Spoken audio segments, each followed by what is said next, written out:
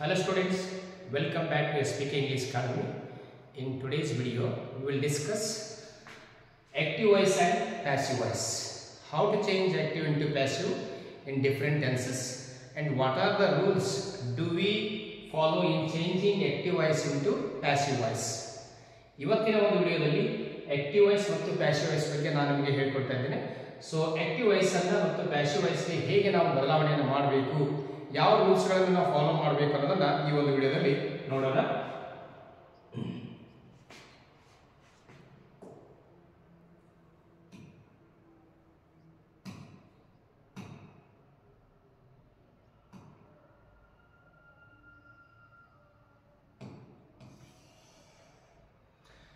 First ನೋಡಿ, active voice, active and passive voice. So what do you mean by voice? What do you mean by voice? See, voice is the form of the word which indicates whether a person or a thing does something or something has been done to a person or thing. So this is voice. Meaning of the voice means voice is the form of the word which indicates whether a person or a thing does something or something has been done to a person or a thing. This is called voice. ಇದಕ್ಕೆ ನಾವು voice ಅಂತ ಕರೀತೀವಿ. In English language there are two types of voices.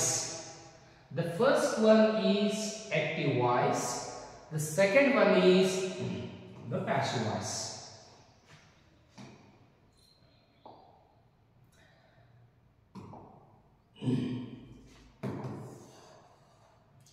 See, active voice. What is the meaning of active voice? We look at when a verb form shows that the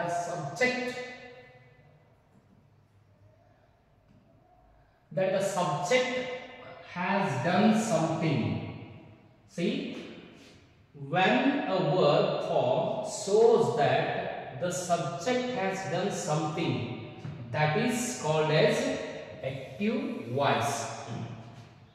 For example, see, Savita sang a beautiful song.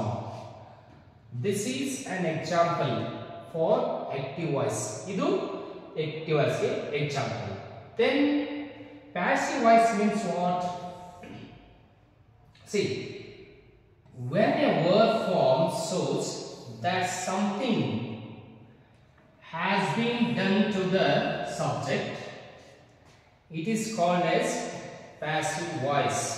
See, when a word form shows that something has been done to the subject, it is called as passive voice. Example, a beautiful song was sung by Savita. So this is an example for passive voice.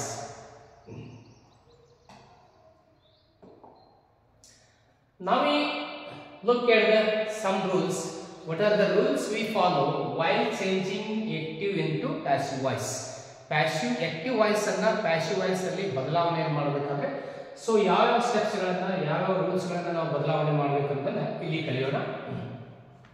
ನೋಡಿ, a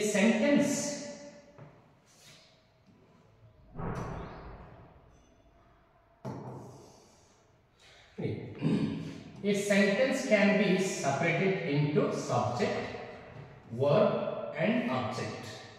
ಅಂದ್ರೆ ಕೊಟ್ಟಿರುವಂತಹ active voice ನ sentence ಅನ್ನ ನಾವು ಮುಖ್ಯವಾಗಿ 3 ಭಾಗಗಳಾಗಿ divide ಮಾಡಬೇಕು. First ಯಾವುದು ಅಂತಂದ್ರೆ ನೋಡಿ, ಸಬ್ಜೆಕ್ಟ್ ಇರಬೇಕು, ಇದು ವರ್ಬ್ ಇರಬೇಕು, ದೆನ್ ಆಬ್ಜೆಕ್ಟ್ ಆಗಿ ಕೊಟ್ಟಿರುವಂತಹ ಸೆಂಟೆನ್ಸ್ ಅನ್ನ 3 ಭಾಗಗಳಾಗಿ ಮಾಡಬೇಕು. ಮೊದಲು ನೋಡಿ, one example is Savita sang a beautiful song. So here Savita is subject, you know, first, then sang verb 2, this is verb, then a beautiful song is object. ಕೊಟ್ಟಿರುವ sentence ಅನ್ನ first 3 ಭಾಗಗಳಾಗಿ subject verb object ಅಂತ divide ಮಾಡಬೇಕು active sentence ಅಂತ. Next second one, what is the second rule? C, the object of the sentence must be turned into subject and the subject must be made the object. ಅಂದ್ರೆ ಈ active voice ನಲ್ಲಿ object ಇರುವುದು, passive voice ನಲ್ಲಿ subject ಆಗ್ತದೆ, ಮತ್ತು subject ಇರುವಂತದ್ದು ಅದು passive voice ನಲ್ಲಿ ಆಬ್ಜೆಕ್ಟ್ ಆಗ್ತದೆ. ನೋಡಿ, ಆಕ್ಟಿವ್ ವಾಯ್ಸ್ ನಲ್ಲಿ ಆಬ್ಜೆಕ್ಟ್ ಆಗಿರತಕ್ಕಂತ ಎ ಬ್ಯೂಟಿಫುಲ್ ಸಾಂಗ್ ಇಲ್ಲಿ ಬಂದಿದೆ. ನೋಡಿ, ಇಲ್ಲಿ ಸಬ್ಜೆಕ್ಟ್ ಆಗಿದೆ. ನೋಡಿ, ಎ ಬ್ಯೂಟಿಫುಲ್ ಸಾಂಗ್ ಇಲ್ಲಿ ಸಬ್ಜೆಕ್ಟ್ ಆಗಿದೆ. ಅಂದ್ರೆ object becomes subject. In the same way ನೋಡಿ, ಸಬ್ಜೆಕ್ಟ್ ಇಲ್ಲಿ ಸಬ್ಜೆಕ್ಟ್ ಆಗಿರ್ತಕ್ಕಂಥದ್ದು ಇಲ್ಲಿ ಆಬ್ಜೆಕ್ಟ್ ಆಗಿದೆ. ನೋಡಿ, ಸಬ್ಜೆಕ್ಟ್ ಸವಿತಾ ಅನ್ನೋದು ಆಕ್ಟಿವ್ ವಾಯ್ಸ್ ನಲ್ಲಿ ಸಬ್ಜೆಕ್ಟ್ ಆಗಿದೆ, ಅದು ಪ್ಯಾಸಿವ್ ವಾಯ್ಸ್ ನಲ್ಲಿ ಆಬ್ಜೆಕ್ಟ್ ಬೇಸಿ ಬಂದಿದೆ. ಆದರೆ ಈ ಬ್ಯೂಟಿಫುಲ್ ಸಾಂಗ್ ಅನ್ನುವಂತ ಆಬ್ಜೆಕ್ಟ್ ಇರುವಂತದ್ದು ಇಲ್ಲಿ ಪ್ಯಾಸಿವ್ ವಾಯ್ಸ್ ನಲ್ಲಿ ಸಬ್ಜೆಕ್ಟ್ ಆಗಿದೆ. ಇದು next.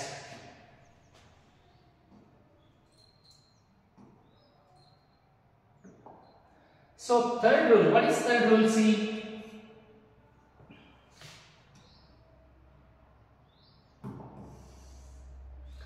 what is the third rule? Be form must be used according to the tense word or tense form. ಆ ಆಕ್ಟಿವ್ ವಾಯ್ಸ್ ಯಾವ ಟೆನ್ಸ್ ಅಲ್ಲಿ ಇರ್ತದಲ್ಲ ಆ ಟೆನ್ಸ್ ಗೆ ಸಂಬಂಧಪಟ್ಟಂತ ನಾವು ಹೆಲ್ಪಿಂಗ್ ವರ್ಬ್ ಅಥವಾ ಬಿ ಫಾರ್ಮ್ ಅನ್ನ ಅಲ್ಲಿ ನಾವು ಆಯ್ಕೆ ಮಾಡಿಕೊಳ್ಳಬೇಕು, ಸೆಲೆಕ್ಟ್ ಮಾಡಿಕೊಳ್ಳಬೇಕು. ಫಾರ್ ಎಕ್ಸಾಂಪಲ್ ನೋಡಿ, ಎ ಬ್ಯೂಟಿಫುಲ್ ಸಾಂಗ್ ಆಗಲೇ ಕೊಟ್ಟಿರ್ತಕ್ಕಂಥದ್ದು ಸವಿತಾ ಸ್ಯಾಂಗ್ ಎ ಬ್ಯೂಟಿಫುಲ್ ಸಾಂಗ್ ಅಂತಕ್ಕಂಥ ಸ್ಯಾಂಗ್ ಅನ್ನುವಂಥದ್ದು ಏನಾಗಿತ್ತು, ಅದು ಸೆಕೆಂಡ್ ವರ್ಬ್ ಆಗಿರೋದ್ರಿಂದ ಇಲ್ಲಿ ವಾಸ್ ಅಂತಕ್ಕಂಥ ನಾವು ಹೆಲ್ಪಿಂಗ್ ವರ್ಬ್ ಅನ್ನು ತಗೊಂಡಿದ್ದೇವೆ. So fourth, past participle or third form of the verb must be used. ನಾವು ಯಾವಾಗಲೂ ಪ್ಯಾಸಿವ್ ವಾಯ್ಸ್ ಅಲ್ಲಿ ಮೂರನೇ ಕ್ರಿಯಾಪದವನ್ನು ಅಂದ್ರೆ ವರ್ಬ್ 3 ಅನ್ನ ಯೂಸ್ ಮಾಡಬೇಕು. we must use the verb 3. for example, see, sing, V1, sang, V2, then sung,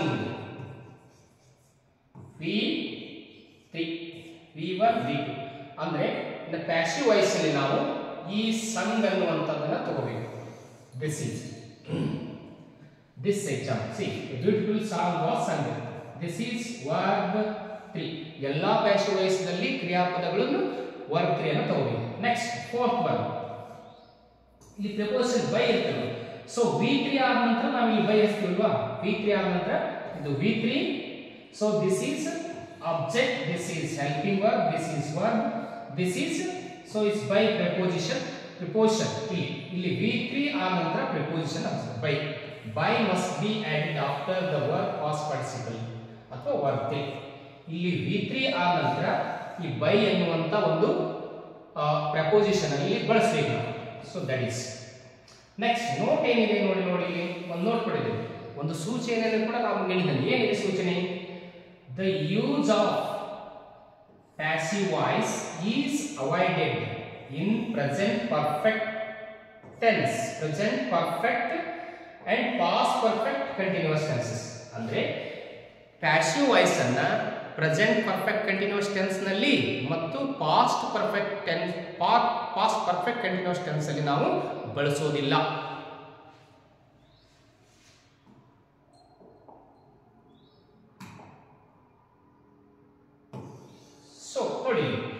ನೋಡಿ change of pronounce ಅಂತ ಹೇಳ್ತೀವಿ.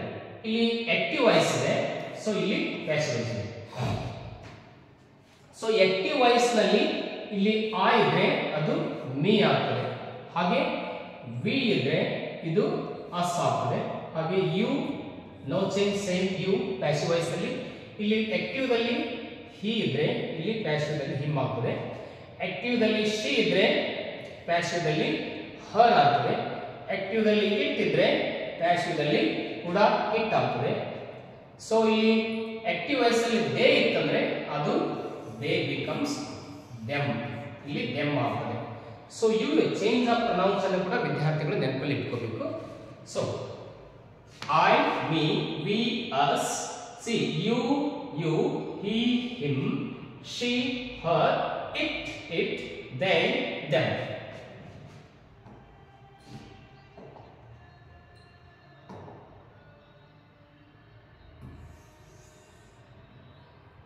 ಸಿ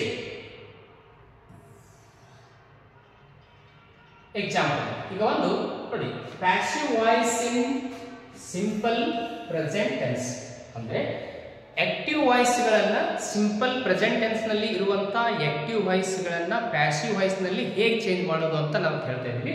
ಸೊ ನೋಡಿ ಒಂದು ಎಕ್ಸಾಂಪಲ್, ಅದರಲ್ಲಿ ವಿಶೇಷ ಅಸರ್ಟಿವ್ ಸೆಂಟೆನ್ಸ್ ಹೇಗಿರುತ್ತೆ ನೋಡಿ. ಆಕ್ಟಿವ್ ಫಸ್ಟ್ ಏನಿರಬೇಕು, ಸಬ್ಜೆಕ್ಟ್ ವರ್ಬ್ ಆಬ್ಜೆಕ್ಟ್ ಇರಬೇಕು. ಇದು ಅಸರ್ಟಿವ್ ಸೆಂಟೆನ್ಸ್ ಅಂತ. ಅದೇ ರೀತಿ ಪ್ಯಾಸಿವ್ ವಾಯ್ಸ್ ನಲ್ಲಿ ಅದರಲ್ಲಿ ಏನಿರ್ತದೆ, ಸಬ್ಜೆಕ್ಟ್ ಇರುತ್ತೆ, ಹೆಲ್ಪಿಂಗ್ ವರ್ಬ್ ಇರುತ್ತೆ, ಆಮೇಲೆ VP or VP verb past participle ಅಥವಾ ವಿ3 ಕ್ರಿಯಾಪದದ ಮೂರನೇ ರೂಪ ಇರುತ್ತೆ, ಇಲ್ಲಾಂದ್ರೆ ಬೈ. ನೆಕ್ಸ್ಟ್ ಕ್ರಿಯಾಪದ ಮೂರನೇ ರೂಪ ಆದ್ಮೇಲೆ ವಿ3 ಆದ್ಮೇಲೆ by, next object. First rule ಏನು, ನಾವು ಕೊಟ್ಟಿರುವಂತಹ ಆಕ್ಟಿವ್ ವಾಯ್ಸ್ ಅನ್ನ ಮೂರು ಭಾಗಗಳಾಗಿ ಡಿವೈಡ್ ಮಾಡಬೇಕು. ಸಬ್ಜೆಕ್ಟ್ ವರ್ಬ್ ಆಬ್ಜೆಕ್ಟ್ ಅಂತ ಮಾಡಬೇಕು. ಇನ್ನೊಂದು ಸೆಂಟೆನ್ಸ್ ಇದೆ, ರಾಜು ಕ್ಯಾಚಸ್ ದ ಬಾಲ್ ಅಂತ ಒಂದು ಸೆಂಟೆನ್ಸ್ ಇದೆ. ಸೊ ರಾಜು ಅನ್ನೋದು ಸಬ್ಜೆಕ್ಟ್ ಆಗಿದೆ, ಓಕೆ. ಕ್ಯಾಚಸ್ ಅನ್ನೋದು V1 ಇಲ್ಲಿ ವರ್ಬ್ ಆಗಿದೆ, ಹಾಗೆ ಬಾಲ್ ಅನ್ನೋದು ಇಲ್ಲಿ ಆಬ್ಜೆಕ್ಟ್ ಆಗಿದೆ. ನೋಡಿ ನಾನು ಹೇಳಿದ್ದೇನೆ, ಆಕ್ಟಿವ್ ಅಲ್ಲಿ ಆಬ್ಜೆಕ್ಟ್ ಆಗಿರೋದು ಪ್ಯಾಸಿವ್ ದಲ್ಲಿ ಸಬ್ಜೆಕ್ಟ್ ಆಗ್ತದೆ. ಆಕ್ಟಿವ್ ದಲ್ಲಿ ಸಬ್ಜೆಕ್ಟ್ ಆಗಿರುವಂತದ್ದು ಪ್ಯಾಸಿವ್ ದಲ್ಲಿ ಇಲ್ಲಿ ಆಬ್ಜೆಕ್ಟ್ ಆಗ್ತದೆ. ರಾಜು ನೋಡಿ ಇಲ್ಲಿ ಬಾಲ್ ಅನ್ನೋದು ಆಬ್ಜೆಕ್ಟ್ ಇದೆ ಅಲ್ವಾ, ಇಲ್ಲಿ ನೋಡಿ ಸಬ್ಜೆಕ್ಟ್ ಆಗಿದೆ. ಸೊ ಇಲ್ಲಿ ಸಿಂಪಲ್ ಪ್ರೆಸೆಂಟ್ ಕ್ಯಾಚಸ್ ಇರೋದ್ರಿಂದ ಇಲ್ಲಿ ಹೆಲ್ಪಿಂಗ್ ವರ್ಬ್ ಈಸ್ ತಗೊಳ್ತೀವಿ, ಈಸ್. ಹಾಗೆ ಇಲ್ಲಿ ಹೆಲ್ಪಿಂಗ್ ವರ್ಬ್ ಅಂತ ಈಸ್ ಇರಬಹುದು ಅಥವಾ ಆರ್ ಅಥವಾ ಆಮ್ ಕೂಡ ಇಲ್ಲಿ ಬರಬಹುದು. ಸೊ ಇಲ್ಲಿ ಸಿಂಪಲ್ ಪ್ರೆಸೆಂಟ್ ಈಸ್ ತಗೊಂಡಿದ್ದೇವೆ. ಆಮೇಲೆ ಕಾಟ್ ವಿ3 ನಾನು ಹೇಳ್ತೇನೆ, ಎಲ್ಲ ಪ್ಯಾಸಿವ್ ವಾಯ್ಸ್ ಗಳಲ್ಲಿ ಕ್ರಿಯಾಪದ ವರ್ಬ್ ಕಂಪಲ್ಸರಿ ವಿ3 ನೇ ಇರಬೇಕು. ವಿ3 ಆದ ನಂತರ ನೋಡಿ ಬೈ ಅನ್ನ ತೆಗೆದುಕೊಂಡಿದ್ದೇವೆ. ಸೊ ಇಲ್ಲಿ ರಾಜು ಇದೆಯಲ್ವಾ, ಸೊ ಸಬ್ಜೆಕ್ಟ್ ಆಕ್ಟಿವ್ ನಲ್ಲಿ ಸಬ್ಜೆಕ್ಟ್ ಆಗಿರ್ತಕ್ಕಂಥ ರಾಜು ಇಲ್ಲಿ ಒಂದು ಅಬ್ಜೆಕ್ಟ್ ಆಗಿದೆ. ಅಂದ್ರೆ ಆಕ್ಟಿವ್ ದಲ್ಲಿ ಇರುವಂತಹ ಸಬ್ಜೆಕ್ಟ್ ಪ್ಯಾಸಿವ್ ದಲ್ಲಿ ಅಬ್ಜೆಕ್ಟ್ ಆಗ್ತದೆ. ಅದೇ ಆಕ್ಟಿವ್ ನಲ್ಲಿ ಇರುವಂತಹ ಅಬ್ಜೆಕ್ಟ್ ಪ್ಯಾಸಿವ್ ನಲ್ಲಿ ಸಬ್ಜೆಕ್ಟ್ ಆಗ್ತದೆ. ಇದು ಗೊತ್ತಿರಬೇಕು.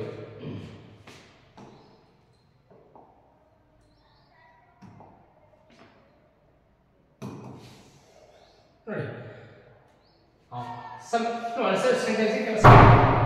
ಎಕ್ಸಾಂಪಲ್ಸ್, ಅಸೈಡ್ ಸೆಂಟೆನ್ಸ್ ಕೆಲವು ಎಕ್ಸಾಂಪಲ್ಸ್ ಅನ್ನು ಡಿಸ್ಕಸ್ ಮಾಡ್ತಾ ಇದ್ದೇವೆ. ನೋಡಿ ಇಲ್ಲಿ ಫಸ್ಟ್ ಒಂದು, Mallu boys V1 a new car ಅಂತಿದೆ. You have divide this subject, this is one, this is object. ಅಂದ್ರೆ ಆಬ್ಜೆಕ್ಟ್ ಇದ್ದನ್ನ ನಾವಿಲ್ಲಿ ಸಬ್ಜೆಕ್ಟ್ ಮಾಡಬೇಕು, ಸಬ್ಜೆಕ್ಟ್ ಇದ್ದನ್ನ ನಾವಿಲ್ಲಿ ಆಬ್ಜೆಕ್ಟ್ ಬೇಸ್ ಮಾಡಬೇಕು. ನೋಡಿ ಆಬ್ಜೆಕ್ಟ್ ಇದೆ ಇಲ್ಲಿ ನೋಡಿ, ನ್ಯೂ ಕಾರ್ ಇರುವಂತ ಆಬ್ಜೆಕ್ಟ್ ಇಲ್ಲಿ ಸಬ್ಜೆಕ್ಟ್ ಆಗಿದೆ. ಆಮೇಲೆ ಹೆಲ್ಪಿಂಗ್ ವರ್ಬ್ ಈಸ್ ಇದೆ, ಇಲ್ಲಿ ನ್ಯೂ ಕಾರ್ ಅನ್ನೋದು ಸಿಂಗುಲರ್ ಆಗಿದೆ, ಅದಕ್ಕೆ ಇದನ್ನು ನಾವೇನು ಮಾಡಿದ್ದೇವೆ, ಇಲ್ಲಿ ಈಸ್ ತಗೊಂಡಿದ್ದೇವೆ. ನೋಡಿ ಬಾಟ್, ಇಲ್ಲಿ ಬಾಯ್ ಇದೆ ಅಲ್ವಾ, ವರ್ಬಲ್ ಇದ್ದು ವಿ3 ಬೈ ಬಾಟ್ ನೋಡಿ, ಬೈ ಬಾಟ್. ಹಾಗೆ ಇದು ವಿ3 ಆದ್ಮೇಲೆ ಇಲ್ಲಿ ಬೈ ಇದೆ, ಆಮೇಲೆ ಇದು ಆಬ್ಜೆಕ್ಟ್. ಅಂದ್ರೆ ಇಲ್ಲಿ ಮಲ್ಲು ಸಬ್ಜೆಕ್ಟ್ ಆಗಿರುವಂತದ್ದು ಇಲ್ಲಿ ಬಂದು ಸೊ ಆಬ್ಜೆಕ್ಟ್ ಆಗಿದೆ. Next example, see they subject, sell V1 this is object. ನೋಡಿ ಆಬ್ಜೆಕ್ಟ್ ಇರೋದು ಸಬ್ಜೆಕ್ಟ್ ಆಗಿದೆ. The house is this is helping verb, this is subject again. See sold ವಿ3 ಇಲ್ಲಿ by, then this is object. ನೋಡಿ they ಇದ್ದಿದ್ದು ಇಲ್ಲಿ ನೋಡಿ them ಆಗಿದೆ, ದೇ ಇದ್ದಿದ್ದು ದೆಮ್ ಆಗಿದೆ.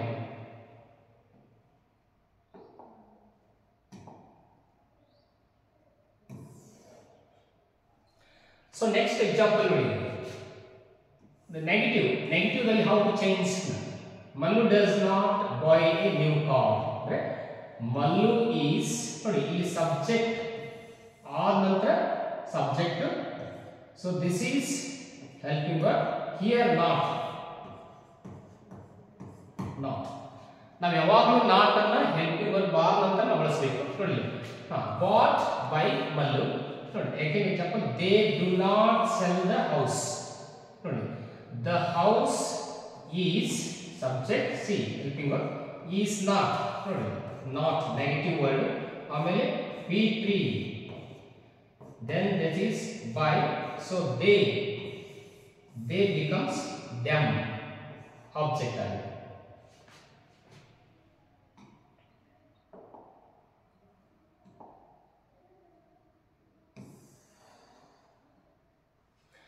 Next, yes or no questions. Questions ಗಳನ್ನ ಹೇಗೆ ಚೇಂಜ್ ಮಾಡೋದು, how to change active questions into passive questions. First helping verb ಬರುತ್ತೆ, ಸಬ್ಜೆಕ್ಟ್ ಇರುತ್ತೆ, ವರ್ಬ್ ಬರುತ್ತೆ, ಆಮೇಲೆ ಆಬ್ಜೆಕ್ಟ್, ನೆಕ್ಸ್ಟ್ ಕ್ವೆಶ್ಚನ್ ಮಾರ್ಕ್. ಇಲ್ಲಿ ಪ್ಯಾಸಿವ್ ವಾಯ್ಸ್ ಅಲ್ಲಿ ಏನಿರುತ್ತೆ ನೋಡಿ, ಹೆಲ್ಪಿಂಗ್ ವರ್ಬ್ ಫಸ್ಟ್, ಆಮೇಲೆ ಸಬ್ಜೆಕ್ಟ್, ಆಮೇಲೆ verb 3, verb 1 change to verb 3, ಇಲ್ಲಿ ಬೈ ಇರುತ್ತೆ, ಆಮೇಲೆ ಆಬ್ಜೆಕ್ಟ್, ಆಮೇಲೆ ಕ್ವೆಶ್ಚನ್ ಮಾರ್ಕ್. ಒಂದು ಎಕ್ಸಾಂಪಲ್ ನೋಡಿ, does Mallu buy a new car ಅಂತಿದೆ ನೋಡಿ. This is helping verb, this is subject, this is V1, this is object, this is question mark. ಇಲ್ಲಿ question ಅಂದ್ಮೇಲೆ ಕ್ವೆಶ್ಚನ್ ಮಾರ್ಕ್ ಫಸ್ಟ್ ನಾವು ಎಸ್ ಆರ್ ನೋ ಕ್ವೆಶ್ಚನ್ಸ್ ಗಳನ್ನ helping verb ಇಂದನೇ start ಮಾಡ್ತೇವೆ. So this is helping verb ನೋಡಿ, this is subject, so this is V3 and why, this is subject, this is question mark. So do they sell the house? See, is the house ನೋಡಿ, house ಅನ್ನೋದು singular ಇರೋದ್ರಿಂದ ನಾವು ಇಲ್ಲಿ is ಅಂತ helping verb ತಗೊಂಡ್ರೆ is the house sold by them ನೋಡಿ, they becomes them. if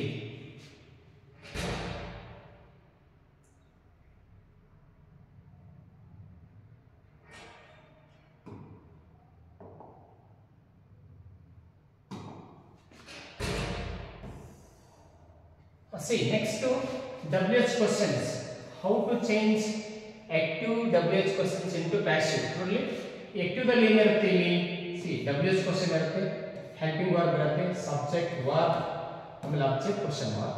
here ಇಲ್ಲಿ ಕೂಡ WH question, helping verb, subject, V3, see verb 1 changes into V3, this is by, and object, this is question mark.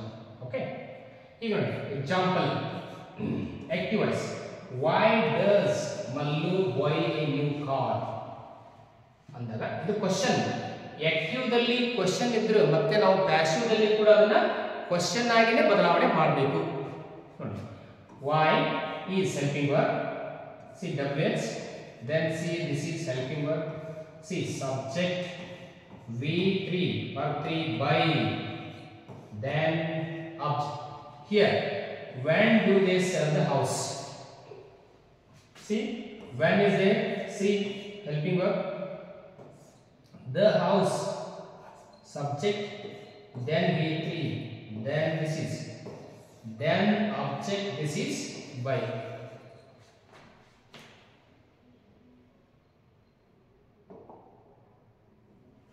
So ಇವತ್ತಿನ ಈ ಒಂದು first ಅಂದ್ರೆ ಈ active voice ಮತ್ತು passive voice ಮೇಲೆ ನಾವು ಮಾಡಿರ್ತಕ್ಕಂಥ ಫಸ್ಟ್ ವಿಡಿಯೋ. ಇನ್ನು 3 ವಿಡಿಯೋಗಳ ಮೇಲೆ ನಾನು ಮತ್ತೆ ಮಾಡ್ತಾ ಇರ್ತೀನಿ. ಸೊ ಈ ಒಂದು ವಿಡಿಯೋದಲ್ಲಿ ನಾನು ಸಿಂಪಲ್ ಪ್ರೆಸೆಂಟ್ ಟೆನ್ಸ್ ನಲ್ಲಿ ಆಕ್ಟಿವ್ ವಾಯ್ಸ್ ಗಳನ್ನ ಹೇಗೆ ಪ್ಯಾಸಿವ್ ವಾಯ್ಸ್ ನಲ್ಲಿ ಮಾಡೋದನ್ನ ಹೇಳ್ಕೊಡ್ತೇನೆ. ಮುಂದಿನ ಟೆನ್ಸ್ ಮತ್ತು ಮುಂದಿನ ಸೆಂಟೆನ್ಸ್ ಗಳನ್ನ ನೆಕ್ಸ್ಟ್ ವಿಡಿಯೋದಲ್ಲಿ ಮಾಡ್ತಾ ಇರ್ತೀನಿ.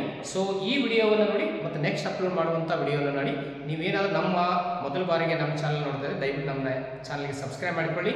ಹಾಗೆ ಈ ವಿಡಿಯೋವನ್ನು ಲೈಕ್ ಮಾಡಿ ಮತ್ತು ಶೇರ್ ಮಾಡಿ. Thank you.